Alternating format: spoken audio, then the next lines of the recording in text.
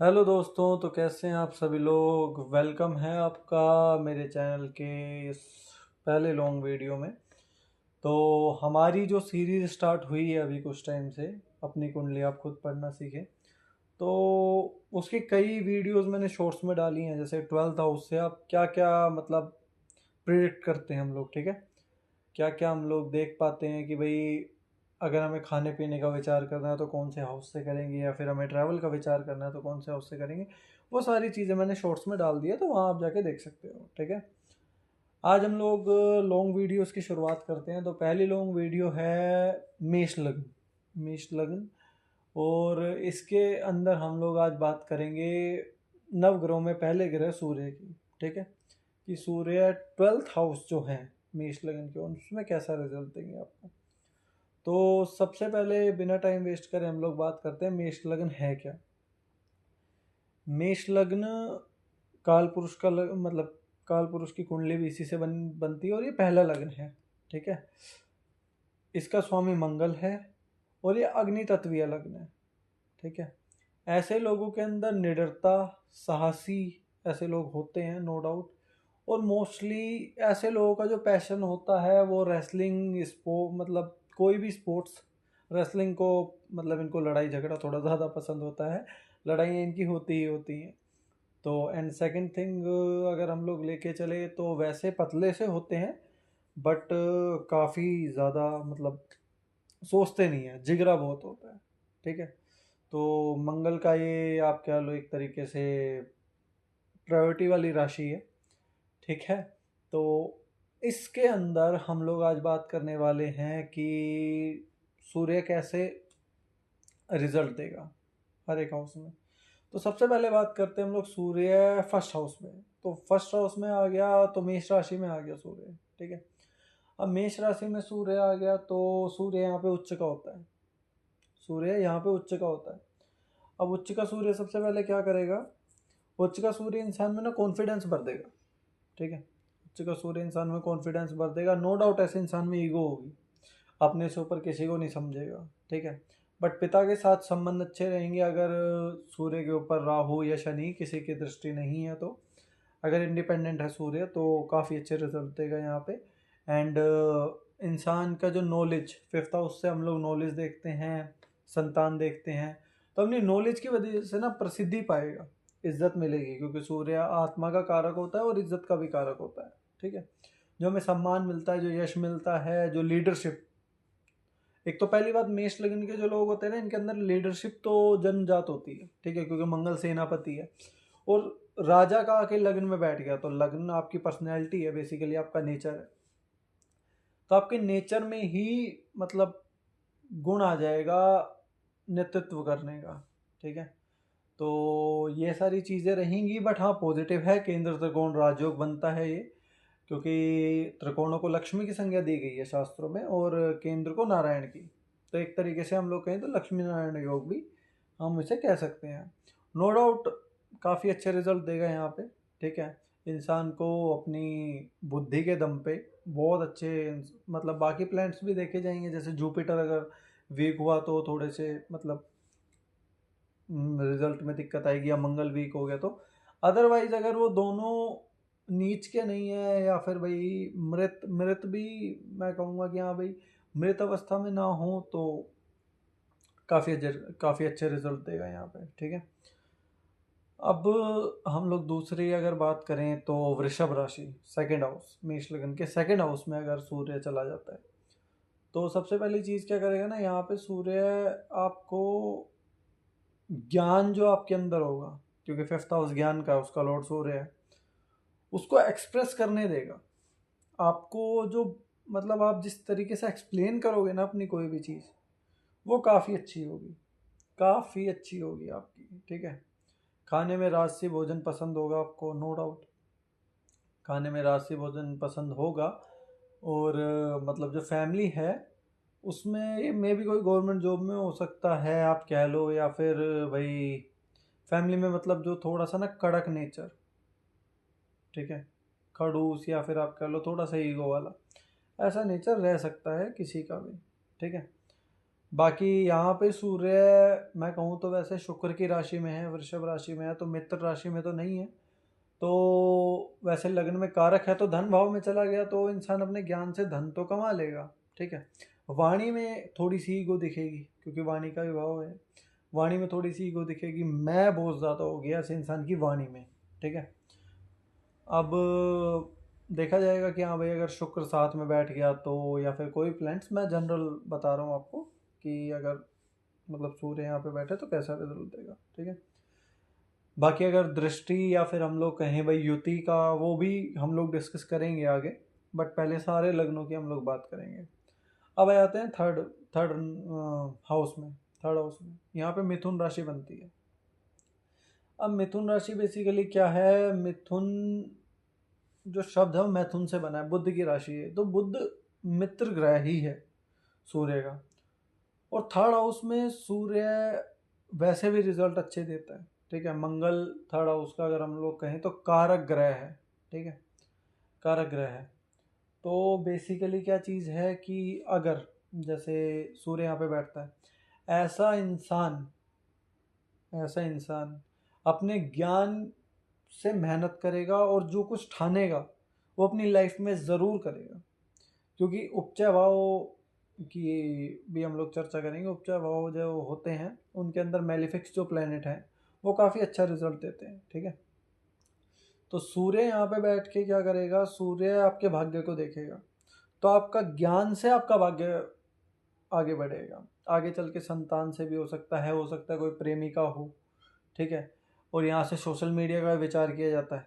आजकल जो third house हम लोग कहें तो यूट्यूब या इंस्टा, ये सारी चीज़ें हम लोग थर्ड हाउस से देखते हैं। तो बेसिकली चीज़ें क्या हैं कि जो सन है ना, वो यहाँ पे बैठ के क्या करेगा, आपको कहीं ना आपके भाग्य में टेक्नोलॉजी भी लेके आएगा। ठीक है। आप कहीं ना कहीं भाग्य ज्ञान, मतलब ज्ञान लेने के लिए हो सकता है आप थोड़ा सोशल मीडिया पे जाएं और उस ज्ञान की वजह से आपका भाग्य चमके, ऐसा भी पॉसिबल है। ठीक है। अब फोर्थ हाउस में आए हम। फोर्थ हाउस में सूर्य यहाँ चंद्रमा की राशि में होगा। चंद्रमा मित्र है, बट है तो ये भी केंद्र त्रिकोण राजयोग, काफ़ी अच्छा राजयोग है। ज्ञान से इंसान भूमि भवन वाहन सब चीज़ों का सुख अर्जित करेगा। बट देखा जाए तो चंद्रमा की राशि में ना, यहाँ पे मतलब कहीं ना अपने आप को थोड़ा सा अनकंफर्टेबल फील करेगा सूर्य, क्योंकि चंद्रमा बिल्कुल अपोजिट है सूर्य के। ठीक है। उसकी राशि में आना, मतलब चंद्रमा की राशि कैसी है, भावुक है, सूर्य स्ट्रिक्ट है। ठीक है। अगर आप उसके रिस्पेक्ट पे बात करोगे तो वो देखेगा भी नहीं, चंद्रमा इमोशंस से ऊपर किसी को नहीं। तो यहाँ पे थोड़ा ना, मतलब एक अजीब सी ना, मतलब कहा जाए तो इंसान फंस जाएगा डिसीजन मतलब ढंग से लेने, क्योंकि हृदय का ही विचार है। हृदय में सूर्य बैठ गया, हृदय में सूर्य बैठ गया तो अब ये है कि इंसान थोड़ा मतलब सेल्फ रिस्पेक्ट वाला तो बहुत ज़्यादा होगा। ठीक है। बट कहीं ना कहीं ये चीज़ है भाई, इमोशंस जो हैं वो कहीं ना कहीं दिक्कत करेंगे, क्योंकि चंद्रमा की राशि सूर्य के बिल्कुल उलट आती है। ठीक है। बाकी तो अगर आप कर्मों, क्योंकि आपके कर्म भाव को देखेगा यहाँ पे बैठ के, तो कह सकते हैं कि ऐसा इंसान गवर्नमेंट जॉब में रुचि हो सकती है। ठीक है। या फादर से तो सपोर्ट मिल सकता है। ठीक है। चार गालियाँ सुन के भी, बट फादर से सपोर्ट मिल सकता है। फिर हम लोग आते हैं फिफ्थ हाउस पे। ठीक है। फिफ्थ हाउस पे आ गया तो अपनी राशि में बैठ गया, बताने की ज़रूरत ही नहीं है इतना ज़्यादा कुछ, क्योंकि खुद की राशि में बैठा हुआ है तो बेनिफिशियल ही रहेगा हर तरीके से। ठीक है। आपकी स्कूलिंग अच्छी होगी, आपके अफेयर्स अगर मैं कहूँ तो थोड़ा घमंड वगैरह में भी हो सकता है, बाकी रिलेशनशिप में। बाकी तो यहाँ पे कोई दिक्कत नहीं करेगा सूर्य। सूर्य यहाँ पे बहुत ही अच्छे रिजल्ट देगा, क्योंकि अपनी राशि में है। अगर मतलब दृष्टि किसी खराब प्लैनेट की नहीं हुई तो बहुत अच्छे रिजल्ट देगा यहाँ पे। ठीक है। अब आ जाते हैं सिक्स्थ हाउस में। सिक्स्थ हाउस होता है आपके एनिमीज़ का। ठीक है। वैसे वो 11th हाउस को भी देखेगा, तो 11th हाउस से जो आपकी इनकम है ना, उसके भी कई रास्ते खोल देगा सूर्य फिफ्थ में बैठ के। अब हाँ, हम लोग आए सिक्स्थ हाउस पे। तो सिक्स्थ हाउस बेसिकली क्या है ना, सिक्स्थ हाउस है आपके एनिमीज़ का। सिक्स्थ हाउस है आपके एनिमीज़ का। सिक्स्थ हाउस है आपके मतलब जो भी ऑब्स्टिकल्स आने हैं। ठीक है। आपकी बीमारियों का, रोग रिपुरन का भाव कहते हैं इसे। तो अगर हम लोग बात करें तो यहाँ पे सूर्य क्योंकि मेलिफिक प्लेनेट है तो दबा के रखेगा किसको, आपके एनिमीज को। बट डिपेंड करता है आपकी दिनचर्या कैसी है। अगर आप सुबह 10-10 बजे तक सो रहे हो कोई फ़ायदा नहीं है, क्योंकि सूर्य आपका आप खराब कर ही लोगे। ठीक है, ऐसी सिचुएशन में पता है क्या करना चाहिए इंसान को? एक तो सुबह टाइम से उठना चाहिए, सूर्योदय से पहले उठ जाना चाहिए। ठीक है, वाटर ऑफर करना चाहिए सन को, और आदित्य हृदय स्तोत्र का पाठ करना चाहिए यहाँ पे, क्योंकि 6th हाउस है तो कहीं ना कहीं भाई आपका वैसे तो स्ट्रेटेजी जो है, जो आपका ज्ञान है वो काम तो आएगा एनिमीज को हराने में, बट अगर आपने सूर्य खराब कर लिया तो फिर कोई फ़ायदा नहीं है। ठीक है, एंड आ जाते हैं हम लोग 7th हाउस में। ये आपके स्पाउस का घर है, रिलेशनशिप्स मतलब जो पार्टनरशिप होती है उसका हाउस है। यहाँ पे ये चीज़ इंडिकेट करता है कि भाई कहीं ना कहीं आपका जो पार्टनर होगा ना उसके अंदर थोड़ी ईगो ज़्यादा होगी। ठीक है, आप दोनों के ईगो क्लैशेस बहुत होंगे। बाकी प्रेम विवाह का योग भी बनाता है, 5th का मालिक जाके 7th में बैठ गया। ठीक है, अगर शुक्र शुक्र कहीं 5th में बैठ गया तो पहले अफेयर से मैरिज आराम से हो जाती है। ठीक है, बाकी तो आपका मतलब पार्टनरशिप मैं तो कहूँगा कि कहीं ना कहीं भाई नहीं करनी चाहिए पार्टनरशिप में व्यापार, क्योंकि बाकी तो सब कुछ ठीक है, मुनाफा अच्छा होगा, बट कहीं ना कहीं आपकी जो मतलब अगर आपके आत्मसम्मान को उसने कुछ बोल दिया तो फिर आप नुकसान भी करवा के बैठ जाओगे, क्योंकि एक तो मेष लगन है। ठीक है, अग्नि तत्वीय लगन है, यूँ फैसले लेता है, और फिर ऊपर से मतलब पार्टनरशिप के घर में सूर्य बैठ गया तो कहीं ना कहीं दिक्कत आ सकती है। फिर हम लोग बात करते हैं 8th हाउस में सूर्य की। 8th हाउस में सूर्य जाके, ये डेथ का हाउस है बेसिकली। ठीक है, डेथ का हाउस है, तो यहाँ पे अगर मैं कहूँ तो भाई सूर्य के जो रिजल्ट है ना यहाँ पे इतने कोई खास अच्छे नहीं होंगे। ठीक है, यहाँ पे आपको दिक्कत ही देगा कहीं ना कहीं, जैसे आपकी एजुकेशन में कोई दिक्कत दे दी, रिलेशनशिप्स। ठीक है, उसमें भी दिक्कत आ सकती है, मे भी हो सकता है पार्टनर की डेथ हो जाए। ठीक है, कोई बड़ी बात नहीं है। अब अगर हम लोग जाए 9th हाउस में, तो ये इस कुंडली के हिसाब से मतलब मेष लग्न की कुंडली के हिसाब से सूर्य की मैं एक तो लग्न और एक 9th, ये सबसे अच्छी प्लेसमेंट बताऊंगा आपको। ठीक है, यहाँ पे बैठ गया, इंसान का ज्ञान इंसान का भाग्य एक साथ हो गया, बहुत ज़बरदस्त रिजल्ट देगा सूर्य यहाँ पे। ठीक है, यहाँ पे तो सूर्य को टेंशन ही नहीं है कोई भी। यहाँ पे अगर है ना तो मैं कह रहा हूँ कुंडली के बहुत सारे दोषों का अंत करने के काबिल हो जाए, क्योंकि त्रिकोण का मालिक त्रिकोण में आके बैठ गया। ठीक है, मतलब ये कह लो लक्ष्मी महालक्ष्मी से मिल चुकी हैं, तो पैसा तो इंसान बना लेगा। ठीक है, फिर यहाँ पे बैठ के देखेगा 3rd हाउस को, तो नो डाउट आप मेहनती भी होगे। ठीक है, जो चैलेंज ले लिया उसको निपटा के छोड़ोगे तो करियर भागेगा। आप 2 कदम चलोगे, करियर मतलब जो आपका भाग्य है वो आपको 4 कदम चलाएगा, ऐसे होगा। ठीक है, तो काफ़ी अच्छी प्लेसमेंट है।